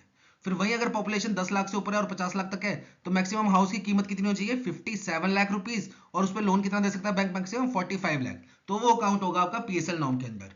फिर अगर आपकी जो सिटी है उसकी पॉपुलेशन जो है 10 लाख से कम है, तो मैक्सिमम हाउस की कीमत कितनी होनी चाहिए, 44 लाख रुपीस, और मैक्सिमम लोन कितना दे सकता है बैंक उसमें, 35 लाख का, तो वो काउंट होगा आपका पीएसएल नॉर्म के अंदर। अब यहाँ पे एक चीज और समझना, देखो हाउस की कीमत ज्यादा है, लोन कम दे रहा है बैंक, ऐसा क्यों, क्योंकि क्राइटेरिया होता है एलटीवी का, loan to value. Loan to value, कभी भी आपको पूरी वैल्यू पे लोन नहीं मिलता। फॉर एग्जांपल आपको सबसे बेस्ट एग्जांपल बताऊं, एफडी। आप फिक्स डिपॉजिट ले लो, फिक्स डिपॉजिट समझ लो आपका 1 लाख का है, उस पर आपको 1 लाख का लोन नहीं मिलेगा, उस पर आपको 90,000 ही लोन मिलता है। तो ये क्या होता है आपका लोन टू वैल्यू, कि आपकी वैल्यू कितनी है चीज की और उस पर आपको लोन कितना दिया जाएगा। तो ये हमेशा 100% से कम ही होता है, कभी भी आपकी जितनी कीमत है चीज की, कोलेटरल की जितनी भी कीमत है, उसका पूरा परसेंटेज आपको कभी नहीं दिया जाता। क्यों, क्योंकि कल को उसकी परसेंटेज जो है जो उसकी वैल्यू है वो ऊपर नीचे हो सकती है। जैसे 63 लाख का घर आपने खरीदा, बैंक ने इसको इस पे समझ लो आपको 63 लाख का लोन दे दिया, और कल को अगर बाई चांस आपकी सोसाइटी में कुछ ये जैसे मतलब कुछ भी बाढ़ आ जाती है, कुछ भी हो जाता है, कोई डिजास्टर हो जाता है, या फिर वहां की वैल्यू घट जाती है, तो क्या होगा, इस हाउस की कीमत क्या हो जाएगी, 63 लाख से घट के 50, चलो 50 छोड़ो, 60 लाख भी हो गई। और बाय चांस आप एनपीए कर गए, तो कल को बैंक आपका हाउस बेचने जाएगा, तो पहले बात तो बेचते वक्त भी उसको 60 के 60 लाख नहीं मिलेंगे, उससे कम मिलेंगे, तो बैंक को लॉस हो जाएगा। इसलिए बैंक कभी पूरी अमाउंट पे आपको लोन नहीं प्रोवाइड करता, तो एलटीवी पे लोन प्रोवाइड करता है। और ये कैलकुलेट करके देखना आपकी लगभग लगभग कितनी आएगी, 80% आएगी। ये लगभग लगभग कितनी आएगी आपकी, 80%। 57 का लगभग 80% 45 होता है, ठीक है, वैसे 45 पॉइंट कुछ होता है पर लगभग 45 मान लो आप। तो ये 80% पे एलटीवी वैल्यू पे आपको लोन दिए जा रहे हैं, ठीक है। अब बात करते हैं अगली स्लाइड पे। नेक्स्ट है आपका house loan criteria for renovation. जैसे आपने पहले घर बना लिया, अब उसमें आपने कुछ रिनोवेशन वगैरह करनी है, तो उस पे भी आपको लोन मिलता है, टॉप अप लोन मिल जाता है उसके लिए भी, ठीक है, रिनोवेशन के लिए भी आपको लोन मिल जाता है। अब उसका क्राइटेरिया क्या है, तो सिटीज का सेंटर्स तो आपको याद होगा, सिटीज के क्राइटेरिया, ठीक है। तो उसके लिए क्या क्राइटेरिया, अगर 50 लाख से ऊपर वाली जगह पे आप टॉप अप लोन ले रहे हो या रिनोवेशन के लिए लोन ले रहे हो, तो मैक्सिमम कितने का लोन ले सकते हो, 15 लाख का, तभी वो आपका पीएसएल कैटेगरी में काउंट होएगा, वरना वो पीएसएल कैटेगरी में काउंट नहीं होगा अगर आप ज्यादा ले लेते हो। तो दूसरे के लिए कितना है, 12 लाख, और तीसरे के लिए कितना है, 10 लाख। और हाउस मैक्सिमम हाउस जो कॉस्ट है वो तो सेम ही रहने वाली है, ठीक है। अब यहाँ पे एक चीज समझिएगा, जैसे हमने समझा जो हमारे शेड्यूल कमर्शियल बैंक है उनको कितना करना पड़ता है, 40% जितने भी लोन किए हैं उसका 40% किस में करना है, पीएसएल में। फिर वहीं अगर मैं आरआरबी की बात करूं या स्मॉल फाइनेंस बैंक की बात करूं, उनको कितना करना पड़ता है, 75% ऑफ देयर टोटल क्रेडिट, जितना भी उन्होंने लोन दिया है उसका 75% किस में करना पड़ेगा, आपका पीएसएल कैटेगरी में। बाय चांस अगर किसी बैंक का ये टारगेट मिस हो जाए, तब क्या होता है, तो देखो दो ऑप्शन है। पहला, वो बैंक का जो जितना टारगेट कम हुआ है उतना पैसा बैंक को किस में जमा कराना पड़ेगा, RIDF फंड में, ठीक है, रूरल इंफ्रास्ट्रक्चर डेवलपमेंट फंड में, उसमें जमा करवाना पड़ेगा और वहां से उसको इंटरेस्ट मिल जाएगा अपनी सेविंग पे। या तो फिर वो क्या कर सकते हैं, जितना उनका शॉर्टफॉल है उतने अमाउंट का क्या खरीद सकते हैं, प्रायोरिटी सेक्टर लैंडिंग सर्टिफिकेट खरीद सकते हैं। तो ये टोटल 4 टाइप के प्रायोरिटी सेक्टर लैंडिंग सर्टिफिकेट्स होते हैं। कौन कौन सा, PSLC agriculture, small farmer and marginal farmer, micro enterprises, and आपका PSL जनरल कैटेगरी। तो आप ये 4 टाइप के प्रायोरिटी सेक्टर लैंडिंग सर्टिफिकेट खरीद के भी अपना शॉर्टफॉल जो है, शॉर्टफॉल कितना, जो आपका टारगेट था, जैसे मैं बात करूं SBI का, तो SBI का टारगेट कितना है कि उसको अपना जितना भी लोन कर रहा है उसका 40% किस में करना है, प्रायोरिटी सेक्टर लैंडिंग में। बाय चांस SBI ने सिर्फ 38% किया, 2% रह गया, तो 2% की या तो वो पेनल्टी भर दे इसमें RIDF फंड में, और बाद में जब उसकी मैच्योरिटी होगी उसके बाद वो पैसा वापस मिल जाएगा, या तो फिर वो 2% का कोई इन 4 में से एक priority sector lending certificate purchase कर ले, ठीक ठीक है। तो ये चीज है आपकी किसके लिए, प्रायोरिटी सेक्टर नॉर्म्स के लिए, ठीक है। और बाकी अगर आपने पूरा ही डीप में समझना है तो आप लाइव सेक्शन में जाके हमारी प्रायोरिटी सेक्टर लेंडिंग की वीडियो देख सकते हैं, ठीक है। बढ़ते हैं नेक्स्ट स्लाइड की तरफ। नेक्स्ट है हमारा prudential norms on capital adequacy ratio for RRB. अब यहाँ पे देखो जो कैपिटल एडुकेसी रेशियो है ये किसने बोला है, हमारे बेजल नॉर्म्स ने। तो मैं यहाँ पे एक बार फिर से बोलना चाहूंगा, अगर आपको डीप में कंसेप्ट समझना है कैपिटल एडुकेसी रेशियो का, टीयर 1 कैपिटल क्या होती है, टीयर 2 कैपिटल क्या होती है, रिस्क वेटेड एसिड क्या होता है, तो आप हमारे चैनल के लाइव सेक्शन में जाइएगा, वहां पे आपको बेजल नॉर्म पे एक वीडियो मिल जाएगी, वहां पे हमने डीप में डिस्कस किया है। यहाँ पे मैं शॉर्टकट तरीके में समझाने की कोशिश करूंगा आपको, ठीक है। तो जैसे कि यहाँ पे क्या है, CRAR बोला है मेंटेन करने के लिए कितना, 9% का। अब CRAR होता क्या है, capital to risk weighted ratio बोल लो या कैपिटल एडुकेसी रेशियो बोल लो, दोनों में से कुछ भी बोल सकते हो आप। ये होता क्या है आपका, tier 1 capital plus tier 2 capital upon RWA। RWA क्या होता है आपका, रिस्क वेटेड एसिड्स, मतलब बैंक के एसिड्स क्या होते हैं जो बैंक लोन बांटता है।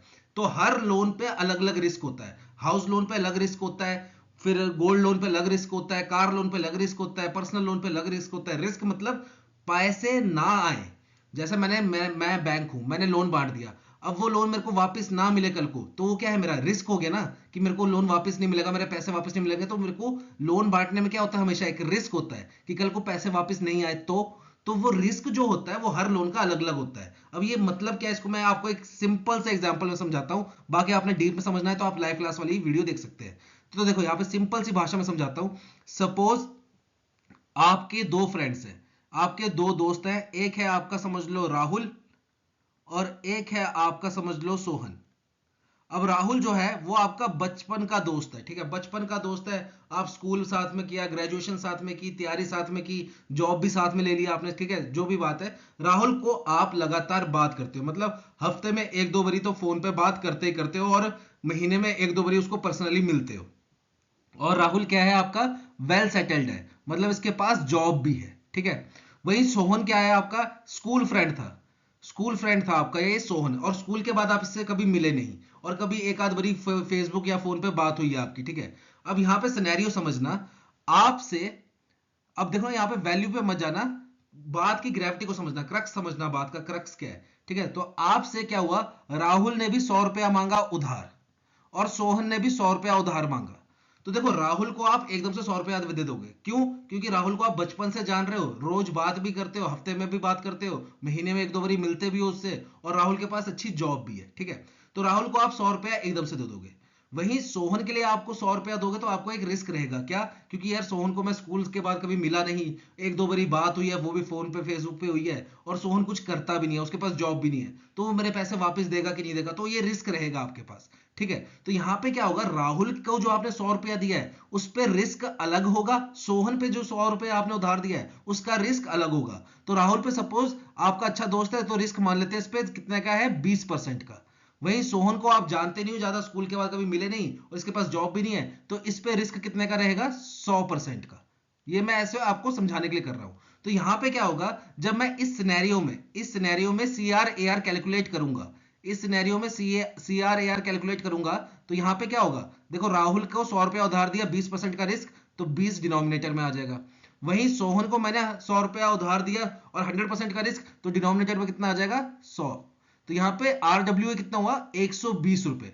उधार मैंने कितना दिया है, 200 रुपए, पर RWA कितना आया मेरा, 120 रुपए। तो वही सिनेरियो होता है कि आप हाउस लोन देते हो तो उसमें अलग रिस्क होता है, कार लोन देते हो उसमें अलग रिस्क होता है, पर्सनल लोन देते हो उस पर अलग रिस्क होता है, FD पे लोन देते हो उस पर अलग रिस्क होता है, इसलिए हर लोन का अलग अलग रिस्क होता है, इसलिए RWA की जरूरत पड़ती है, ठीक है। तो ये तो बात होगी हमारी कैपिटल एडुकेसी रेशियो की। तो ये कितना मेंटेन करना होता है, आरआरबी को 9%, आरआरबी को मेंटेन करना होता है 9%। अब 9% का क्या क्राइटेरिया है, इसमें आगे बोला है कि 9% तो मेंटेन करना है, पर 9 में से आपको 7% मेंटेन करना है टीयर 1 कैपिटल, और आपको 2% मेंटेन करना है टीयर 2 कैपिटल। टीयर 1 कैपिटल कितना मेंटेन करना है, 7%, टीयर 2 कैपिटल कितना मेंटेन करना है, 2%, टोटल कितना करना है आपको मेंटेन, 9%। अब यहां पे आरबीआई ने क्या बोला है, अगर आरआरबी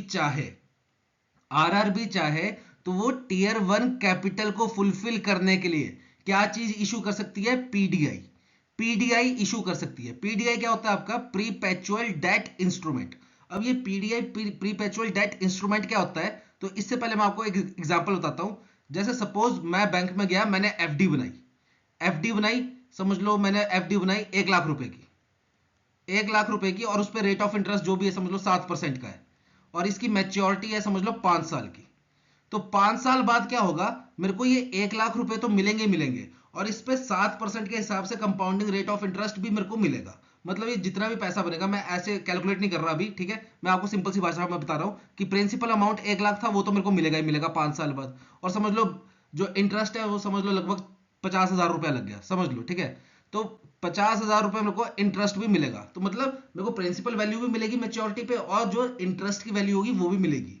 पर यहाँ पे अगर कोई कंपनी अपना पीडीआई इशू करती है, प्रीपेचुअल डेट इंस्ट्रूमेंट इशू करती है, और कोई कस्टमर इस प्रीपेचुअल डेट इंस्ट्रूमेंट को परचेज करता है, तो उस कस्टमर को अपना प्रिंसिपल अमाउंट कभी वापस नहीं मिलता। क्यों?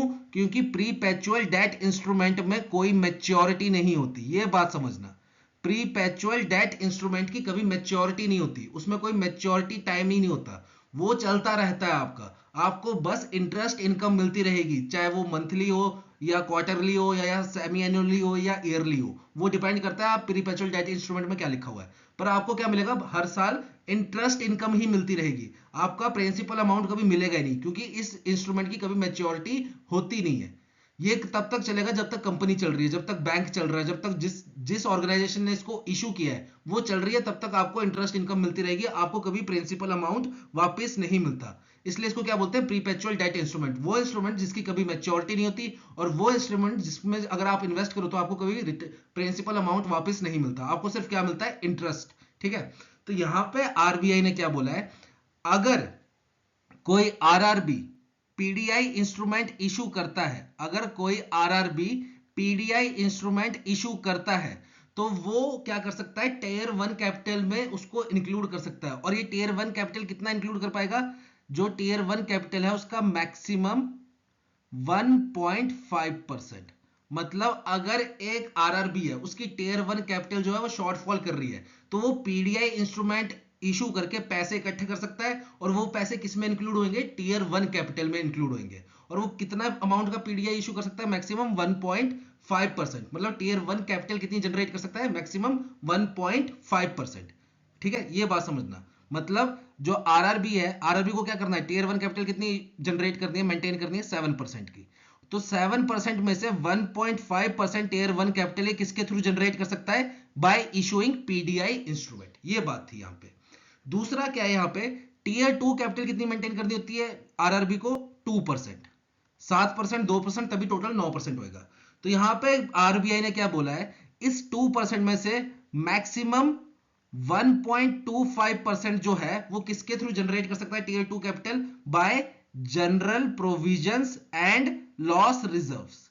अब ये जनरल प्रोविजंस क्या होता है, बेसिकली आपका, जैसे हमारी कोई फ्यूचर में लायबिलिटीज है, फ्यूचर में लायबिलिटीज मतलब हमें किसी की जिम्मेदारी, मतलब किसी का पैसा वापस करना, कुछ भी है, जो भी हमारी लायबिलिटीज है वो हमने कल को फुलफिल करनी होती है। बाय चांस हम उस लायबिलिटी को फुलफिल ना कर पाए, इसलिए उसके लिए हमने अलग से प्रोविजन बना के रखा होता है, अलग से पैसा रखा होता है, ताकि अगर बाय चांस हम लायबिलिटी को मैच नहीं कर पाए, हम किसी कस्टमर की लायबिलिटी को वापस नहीं कर पाए, तो हम ये जनरल प्रोविजन में से निकाल के उसको वापस दे देंगे। तो यहां पे क्या बोला है, टियर 2 कैपिटल कितनी मेंटेन करनी है, 2% की। तो 2% में से मैक्सिमम आप 1.25% किसके थ्रू कर सकते हो, general provision and loss reserve के थ्रू। तो यहां से सिंपल सा क्वेश्चन क्या बनेगा आपका, एक तो आपका कैपिटल एडिक्वेसी रेशियो के ऊपर बन जाएगा, कितना है, 9%। दूसरा, अगर टियर 1 की, देखो आरआरबी को क्या करना है, कैपिटल एडिक्वेसी रेशियो मेंटेन करनी है 9% की। 9% में से अगर मैं टियर 1 कैपिटल की बात करूं तो वो कितनी है, 7%। तो इस 7% में से आप 1.5% मैक्सिमम किसके थ्रू कर सकते हो, पीडीआई के थ्रू, प्रीपेचुअल डेट इंस्ट्रूमेंट। वहीं अगर मैं बात करूं टियर 2 कैपिटल की, तो टियर 2 कैपिटल कितनी है आपकी, 2% की। तो इस 2% में से मैक्सिमम 1.25% आप किसके थ्रू कर सकते हो, general provision and loss reserves के थ्रू। ठीक है, तो ये चीज समझना। अब यहां पे एक चीज और है, देखो, बस एक कंडीशन में इन्वेस्टर को प्रिंसिपल अमाउंट वापस मिल सकता है।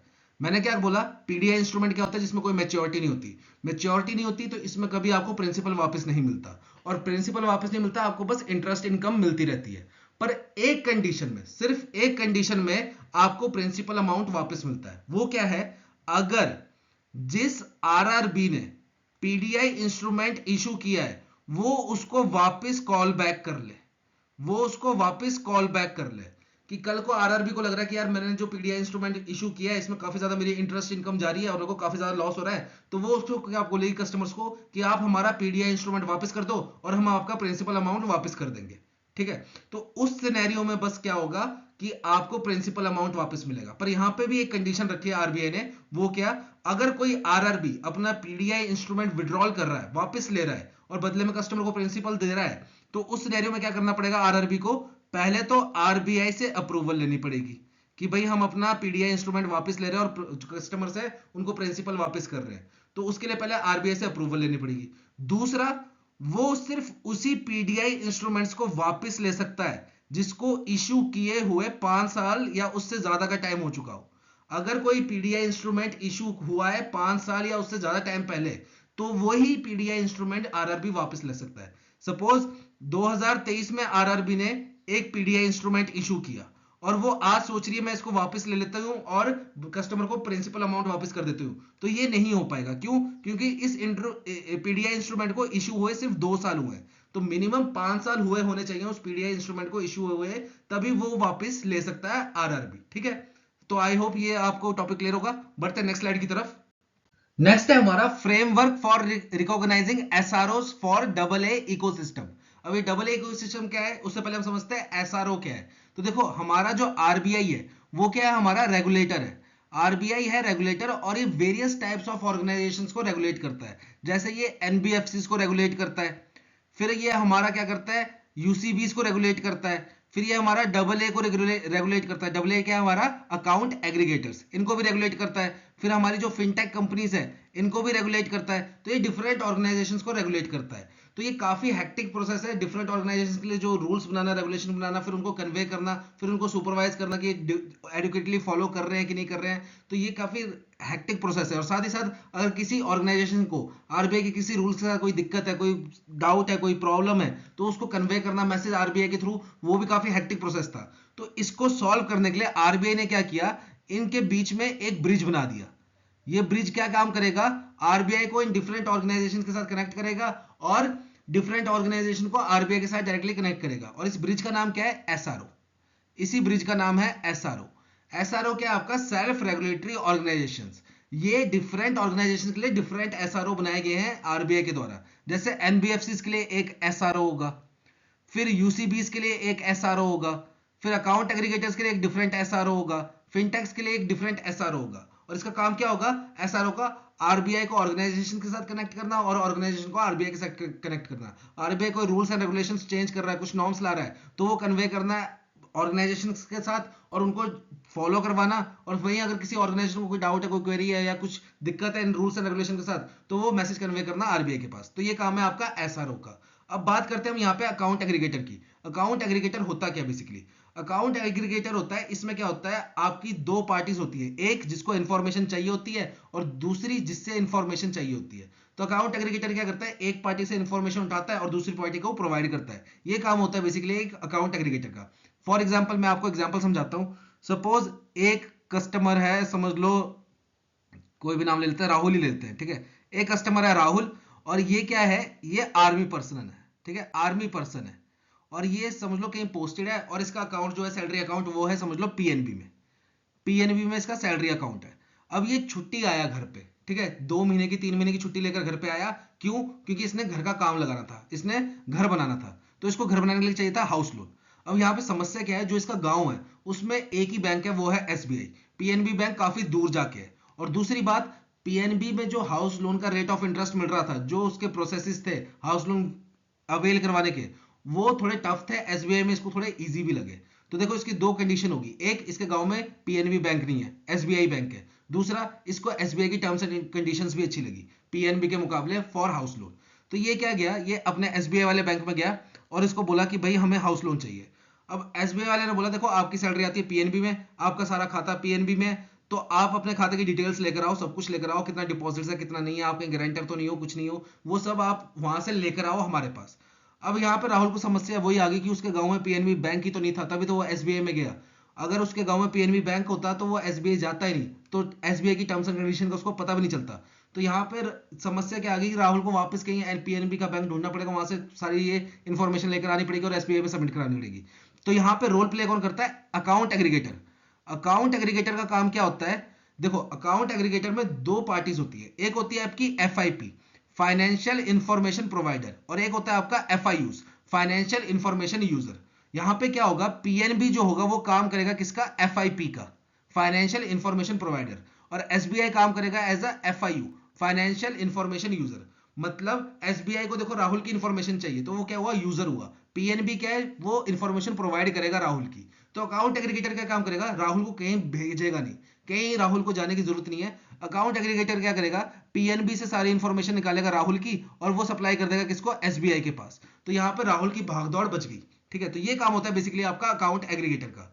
तो यहाँ पे क्या किया है आरबीआई ने? आरबीआई ने बोला है अगर एसआरओ फॉर्म करना है आपने अकाउंट एग्रीगेटर्स के लिए, तो आपको क्या करना पड़ेगा? जो एसआरओ सेटअप करना पड़ेगा, सेल्फ रेगुलेटरी ऑर्गेनाइजेशन जो सेटअप करनी पड़ेगी, वो क्या करनी पड़ेगी? As a not for profit company setup करनी पड़ेगी under section 8 of company act 2013।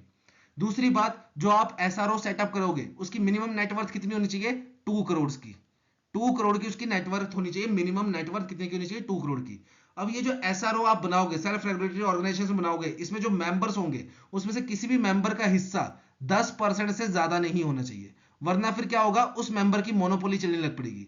जिसका जितना ज्यादा हिस्सा होगा उसका उतना ज्यादा कंट्रोल बनने लग पड़ेगा एसआरओ पे। तो इसलिए यहाँ पे क्या बोला है? जो एसआरओ बनाएंगे और उसमें जो मेंबर्स होंगे, तो किसी भी मेंबर का 10% से ज्यादा का शेयर नहीं होना चाहिए उस एसआरओ में। तो ये चीज बोली है। और चौथी क्या बोली है? आपकी जो एसआरओ बनाओगे उसमें जो मेंबर्स होंगे, तो एटलीस्ट 25 मेंबर्स होने चाहिए आपके FIPs, financial information provider, and 25 members होने चाहिए एफआईयू, फाइनेंशियल इंफॉर्मेशन यूजर्स। ये चीज बोली है। साथ ही साथ जो ये एसआरओ को गवर्न करेगी बॉडी, ठीक है, उसमें क्या होना चाहिए? आपके 1/3 होने चाहिए इंडिपेंडेंट डायरेक्टर्स। 1/3 इंडिपेंडेंट डायरेक्टर्स होने चाहिए इंक्लूडिंग चेयरपर्सन, जो कि इस एसआरओ को क्या करेंगे? गवर्न करेंगे। ठीक है, तो ये था आपका circular regarding SRO for account aggregator ecosystem. तो ये लिमिट याद रख लेना कितने की है? 2 करोड़ की, और किसी भी मेंबर का शेयर 10% से ज्यादा नहीं होगा, और एटलीस्ट 25 मेंबर होने चाहिए आपके एफआईपीस एंड 25 मेंबर होने चाहिए आपके एफआईयू, और ये एक नॉट फॉर प्रॉफिट कंपनी के रूप में रजिस्टर किया जाएगा एसआरओ। ठीक है, बढ़ते नेक्स्ट स्लाइड की तरफ।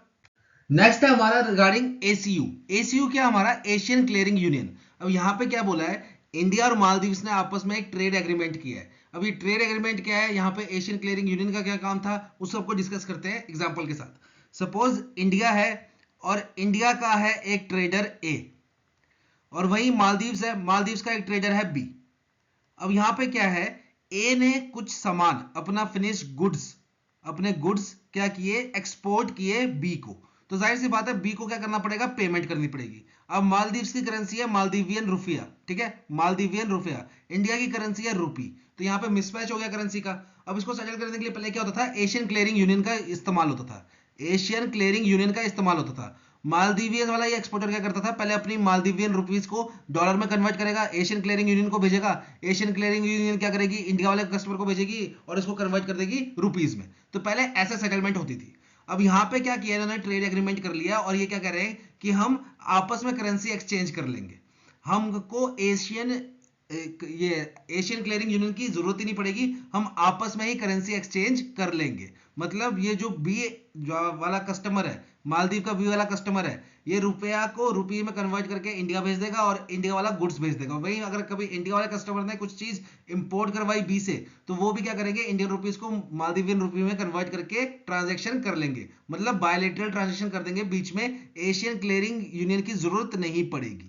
अब यहाँ पे देखो ये चीज का क्वेश्चन तो बन ही सकता है आपस का, कि बायलैटरल ट्रेड एग्रीमेंट के लिए किस दो देशों ने आपस में टाई अप किया है और एशियन क्लियरिंग यूनियन को हटा दिया बीच में से, तो वो है इंडिया और मालदीव्स। दूसरा यहाँ पे आपका स्टैटिक का क्वेश्चन बन सकता है एक, वो क्या है? एशियन क्लियरिंग यूनियन जो है आपका, वो कब फॉर्म हुआ था? तो ये फॉर्म हुआ था आपका 1974 में, और इसका हेडक्वार्टर कहाँ है? ये चीज पूछ सकता है आपका। तो इसका हेडक्वार्टर है आपका तेहरान, ईरान में। ठीक है, तो ये चीज भी आपकी इंपॉर्टेंट बन जाती है स्टैटिक के पॉइंट ऑफ व्यू से। ठीक है, बढ़ते हैं नेक्स्ट स्लाइड की तरफ। नेक्स्ट है हमारा treatment of right of use of asset. अब यहां पे क्या बोला आरबीआई ने कि देखो जो हमारी एनबीएफसीज है, बेसिकली क्या है? एनबीएफसीज है, वो क्या करती हैं? हमारा जो उनकी अकोमोडेशन है, उनका ऑफिस है, उसको क्या करती है? ज्यादातर रेंट पे लेती हैं, लीज पे लेती हैं। अब यहाँ पे क्या होता है? जब भी आप कोई चीज लीज पे लेते हो, तो आपका क्या होता है, एक फाइनेंशियल ऑब्लिगेशन होता है कि आपने कुछ चीज लीज पे ली है तो बदले में आपको उसका रेंट देना पड़ेगा, किराया चुकाना पड़ेगा। तो यहाँ पे क्या होता है, एनबीएफसी अगर कोई चीज लीज पे लेती है तो उसकी जो बैलेंस शीट होती है, बैलेंस शीट जो होती है उसमें उसको क्या शो करना पड़ता है, फाइनेंशियल ऑब्लिगेशन शो करना पड़ता है, फाइनेंशियल ऑब्लिगेशन शो करना पड़ता है। अब यहाँ पे आरबीआई ने क्या बोला है कि एनबीएफसी को देखो, अगर आपने कोई चीज लीज पे ली है तो जाहिर सी बात है फाइनेंशियल ऑब्लिगेशन तो है, आपको उसका रेंट तो पे करना ही पड़ेगा, पर आपको एक वो एसेट भी तो मिल रही है, आप उस ऑफिस का यूज करके बिजनेस भी तो जनरेट कर रहे हो, उस ऑफिस का यूज करके कस्टमर डीलिंग भी तो कर रहे हो। तो आपको क्या करना पड़ेगा, उस एसेट को जो आपने लीज पे ले रखी है उसको क्या करना पड़ेगा, आपको एसेट साइड्स में भी शो करना पड़ेगा, एसेट साइड में भी शो करना पड़ेगा as a right of use asset, right of use asset. मतलब ये आपकी लाइबिलिटी साइड होगी फाइनेंशियल ऑब्लिगेशन, तो आपको इसको एसेट साइड में भी शो करना पड़ेगा राइट ऑफ यूज एसेट। और ये किस किस मतलब किस पॉइंट के तहत बोला गया है, तो इंडियन अकाउंटिंग स्टैंडर्ड्स, ये वेरियस इंडियन अकाउंटिंग स्टैंडर्ड्स होते हैं, उसमें से इंडियन अकाउंटिंग स्टैंडर्ड 116 इसका यूज करके बोला है आरबीआई ने कि एनबीएफसी को क्या करना पड़ेगा, जो भी उन्होंने अकोमोडेशन, जो भी एसेट जो लीज पे ले रखी है उसको लायबिलिटी साइड पे आप फाइनेंशियल ऑब्लिगेशन तो शो करते ही हो, पर उसको एसेट साइड पे भी आपको क्या करना पड़ेगा, right of use of asset show करना पड़ेगा विद आरडब्ल्यूए। देखो अब एसेट है, हमने क्या पढ़ा था स्टार्टिंग में, आरआरबी वाला जो कंसेप्ट पढ़ा था कि अगर कोई चीज एसेट होती है, एसेट क्या होती है, मतलब जिसपे, वैसे तो बैंक एसेट क्या होता है, लोन होता है, पर बैंक एसेट्स के रूप में क्या यूज करता है, जैसे कि बैंक ने कहीं इन्वेस्टमेंट कर रखी है वो भी बैंक का एसेट है, मतलब जहां से भी बैंक को रिटर्न आएगी उसको क्या माना जाता है, एसेट माना जाता है। तो यहाँ पे क्या बोला है आरबीआई ने कि आपने अगर कोई चीज लीज पे ले रखी है तो आप उसको फाइनेंशियल ऑब्लिगेशन तो दिखाओगे लायबिलिटी साइड में, पर एसेट साइड में write of use of asset भी दिखाओगे with RWA, risk weighted asset. इस पे रिस्क कितने का होगा, 100% का, और ये भी आपका यूज किया जाएगा फॉर कैलकुलेटिंग CRAR। ठीक है, तो ये चीज भी इंपॉर्टेंट है, मतलब आप किसी लीज वाली चीज को एसेट तो दिखाओगे दिखाओगे, साथ में उस पर रिस्क वेट भी लगाओगे कितने का, 100% का। तो ये चीज इंपॉर्टेंट है, और कौन से स्टैंडर्ड के तहत, तो इंडियन अकाउंटिंग स्टैंडर्ड 116 के तहत। ठीक है, बढ़ते नेक्स्ट स्लाइड की तरफ। नेक्स्ट है यहाँ पे amortisation of additional pension liability. अब यहाँ पे क्या हुआ, देखो आरआरबी ने क्या किया, एक पेंशन स्कीम अवेल की इन ईयर 2018, जिसमें क्या है, ये अपने जो कस्टमर कह रहा हूँ, एम्प्लॉयज जो है उनको पेंशन बेनिफिट्स प्रोवाइड करेगी। अब यहाँ पे क्या रूल पास आउट हुआ कि ये जो पेंशन बेनिफिट्स अपने एम्प्लॉयज को इनको देने हैं, आरआरबी को जो देने हैं, ये बैक डेट से देने पड़ेंगे। बैक डेट कौन सी, 1 नवंबर 1993 से। तो ये 1 नवंबर 1993 से लेकर अब तक, तो ये काफी ज्यादा बड़ा अमाउंट हो जाएगा। समझ लो, ये एक रफली आइडिया लेते हैं, समझ लो जैसे समझ लो 10 करोड़ ही मान लो, समझ लो, वैसे अमाउंट तो काफी ज्यादा होगा, समझ लो 10 करोड़ है, और इसको इस साल ये क्या करना पड़ेगा, देना पड़ेगा। तो यहाँ पे क्या होगा, ये 10 करोड़ जो है इनकी लाइबिलिटी साइड में चला जाएगा, लाइबिलिटी साइड में चला जाएगा, इनकी जो बैलेंस शीट होगी उसकी लाइबिलिटी साइड में चला जाएगा। और इससे क्या होगा कि ये लॉस मेकिंग कंपनी बन जाएगी, आरआरबी जो है वो लॉस में चला जाएगा, इसका प्रॉफिट मार्जिन काफी कम हो जाएगा, फिर इसकी लिक्विडिटी क्रंच आ जाएगा, ये कैपिटल एडिक्वेसी नॉर्म्स को फुलफिल नहीं कर पाएगा, काफी ज्यादा नुकसान है। अगर ये सारा का सारा, ये जो पेंशन स्कीम के अंडर जितना भी फंड इकट्ठा होएगा सारा का सारा इस साल ही देना पड़े इनको, तो ये काफी ज्यादा नुकसान करेगा आरआरबी को। तो यहाँ पे आरबीआई ने क्या बोला है आरआरबी को कि आपको ये सारा फंड जो है ये एक टाइम पे नहीं देना है, एक टाइम पे अपनी लायबिलिटी साइड में मत शो करो, आप इसको अमोर्टाइज कर दो। अमोर्टाइज मतलब आप इसको डिवाइड कर दो आगे 5 साल के लिए, अगले 5 साल में इसको डिवाइड कर दो 10 करोड़ को। उससे क्या होगा, आपका हर साल का 2-2 करोड़ का टारगेट हो जाएगा। मतलब जितना भी आपका टोटल कॉर्पस इकट्ठा होता है 1993 से लेकर अब तक के पेंशन बेनिफिट के अंदर, उसको आप वन टाइम पेमेंट मत करो, क्योंकि उससे क्या होगा, आपकी सारी की सारी लायबिलिटी साइड क्रिएट हो जाएगी और आपका प्रॉफिट मार्जिन एकदम निगलेक्ट हो जाएगा, जिसकी वजह से आपके बहुत सारे केसेस हो सकते हैं, मतलब जैसे कि आपके कैपिटल एडुकेसी नॉर्म भी फुलफिल नहीं कर पाओगे आप, ठीक है, फिर आप प्रॉफिट मेकिंग भी नहीं रहोगे, आप लॉस मेकिंग हो जाओगे। इसलिए आप क्या करो, इस सारी लायबिलिटी को क्या कर दो, अमोर्टाइज कर दो, मतलब बेसिकली इसको अगले 5 साल के लिए डिवाइड कर दो, और हर साल आपने कितना परसेंट शो करना है, 20%। जितना भी आपका बजट एलोकेट हो रहा है, मतलब इस पेंशन स्कीम के अंदर जितना भी पैसा इकट्ठा होना था, समझ लो जैसे 100 करोड़ हो रहा है या 1000 करोड़ हो रहा है, तो सारा का सारा आप एक साल में मत दो, हर साल 20-20% देते रहो, जिससे क्या होगा, अगले 5 साल में आपका पूरा वो 100% टारगेट अचीव हो जाएगा, और आपकी लायबिलिटी साइड एकदम से बहुत ज्यादा हाई पे भी नहीं जाएगी। तो ये बेसिक सा फंडा है इसका, ठीक है। तो बेसिक बात क्या है, पेंशन स्कीम अप्लीकेबल कब से हो रही है, 1 नवंबर 1993 से, ठीक है। पेंशन स्कीम लाई कब गई थी, 2018 में, और इसमें जो भी आपका फंड इकट्ठा होगा आपको वन टाइम पेमेंट नहीं करनी है, अगले 5 साल में आप इसको इकट्ठा करते रहो 20-20% पर ईयर, ठीक है। बढ़ते नेक्स्ट स्लाइड की तरफ। नेक्स्ट है हमारा स्टैंड अलोन प्राइमरी डीलर। अब आरबीआई ने क्या बोला है, जो स्टैंड अलोन प्राइमरी डीलर्स हैं उनके लिए कुछ क्राइटेरिया चेंज किए हैं। तो वो क्या चेंजेस किए हैं उसको पढ़ने से पहले हम समझते हैं प्राइमरी डीलर्स क्या होता है, फिर स्टैंड अलोन प्राइमरी डीलर्स किसे बोलते हैं। तो देखो प्राइमरी डीलर्स क्या होता है बेसिकली आपका, ये होते हैं आपके बैंक्स हो गए, एनबीएफसी होगी, फाइनेंशियल इंस्टीट्यूशंस हो गए, जो कि क्या करते हैं, बाय एंड सेल करते हैं, बाय एंड सेल करते हैं गवर्नमेंट सिक्योरिटीज को। तो स्टैंड अलोन प्राइमरी डीलर्स क्या हुआ, ये भी क्या करते हैं, बाय एंड सेल करते हैं गवर्नमेंट सिक्योरिटीज को। तो दोनों में डिफरेंस क्या हुआ, तो देखो जो प्राइमरी डीलर्स हैं बेसिकली हमारे जैसे बैंक्स हो गया, एनबीएफसी हो गया, वो आपको लोन भी प्रोवाइड करते हैं, ठीक है, गवर्नमेंट सिक्योरिटीज खरीदते बेचते तो है, साथ ही साथ आपको लोन प्रोवाइड करते हैं, फिर आपको डिपॉजिट फैसिलिटीज प्रोवाइड करते हैं, एटीएम प्रोवाइड करते हैं, चेक बुक प्रोवाइड करते हैं। पर अगर मैं बात करूं स्टैंड अलोन प्राइमरी डीलर्स की, ये आपको सिर्फ और सिर्फ क्या फैसिलिटी प्रोवाइड करते हैं, ये सिर्फ और सिर्फ buy and sell government security करते हैं, बाकी कोई डिपॉजिट फैसिलिटी प्रोवाइड नहीं करते, कोई लोन प्रोवाइड नहीं करते, इसलिए वो क्या कहा जाता है, स्टैंड अलोन प्राइमरी डीलर्स, जो कि सिर्फ और सिर्फ गवर्नमेंट सिक्योरिटीज में डील करते हैं। अब यहाँ पे क्या किया है, जो ये स्टैंड अलोन प्राइमरी डीलर्स है, ये आरबीआई से क्या ले सकते थे, पैसा उधार ले सकते थे थ्रू, पहले क्या था, सिर्फ फिक्स्ड रेपो पे इनको पैसा उधार लेते थे, ये आरबीआई से पैसा उधार लेते थे सिर्फ फिक्स्ड रेपो पे। अब आरबीआई ने अलाउ कर दिया इनको कि ये वेरिएबल रेपो रेट पे भी, वेरिएबल रेपो पे भी क्या ले सकते हैं, पैसा उधार ले सकते हैं आरबीआई से, और इनकी लिमिट भी इनहांस कर दी है। पहले कितना पैसा उधार ले सकते थे, सिर्फ 10,000 करोड़ तक, अब इसको बढ़ा के कितना कर दिया, 15,000 करोड़। तो ये चीज भी इंपॉर्टेंट है आपके लिए, आपके लिए मेन इंपॉर्टेंट क्या है, इंपॉर्टेंट है वैसे 15,000 करोड़, जो लिमिट इनहेंस की है, 10,000 करोड़ से इसको इनहेंस करके कितना कर दिया, 15,000 करोड़। तो यहाँ पे मैं एक चीज और बोलना चाहूंगा फिर से, देखो जो अगर आपको ये इसके ऊपर पूरा डीप में समझना है कि रेपो क्या होता है, रिवर्स रेपो क्या होता है, मार्जिनल सेटलिंग फैसिलिटी क्या आती है, तो मैं एक बार फिर बोलना चाहूंगा, आप लाइव सेक्शन में जाइएगा, वहां पे आपको पूरी की पूरी मॉनेटरी पॉलिसी के ऊपर एक वीडियो मिल जाएगी जिसमें हमने पूरा डीप में डिस्कस किया हुआ है। अगर आपने नॉलेज गेन करनी है तो आप लाइव सेक्शन में जाइए, बाकी आपने पेपर के हिसाब से पढ़ना है तो ये वीडियो सफिशिएंट है।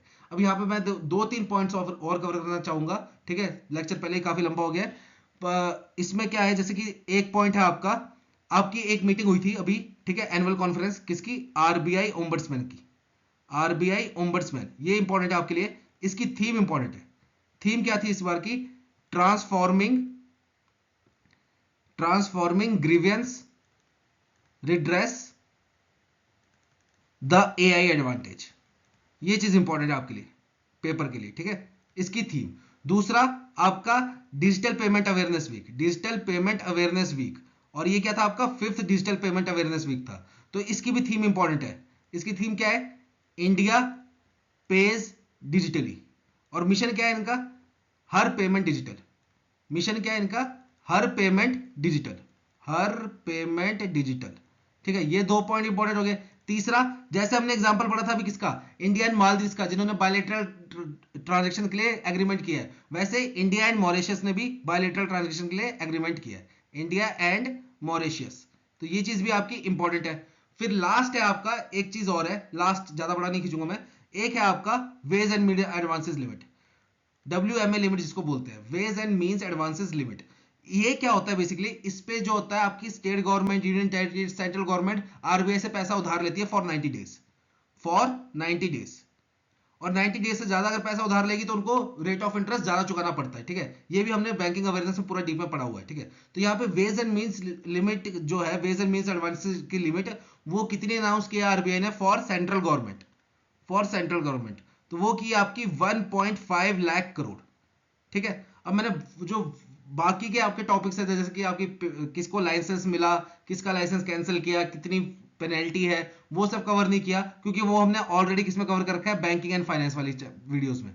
जो बैंकिंग एंड फाइनेंस की आपकी दो वीडियोस हैं, ठीक है, 3-5 घंटे की शायद, जो मैम ने ली है, उसमें हमने सारी पेनल्टीज, सारे लाइसेंस, ये सब कवर कर रखा है, तो मैंने यहाँ पे रिपीट करने की जरूरत नहीं समझी, ठीक है। तो यही था आज के लिए आपका टॉपिक, ठीक है, मार्च का सर्कुलर। बहुत जल्द आपको मिलेंगे नई वीडियो के साथ, till then have a nice day.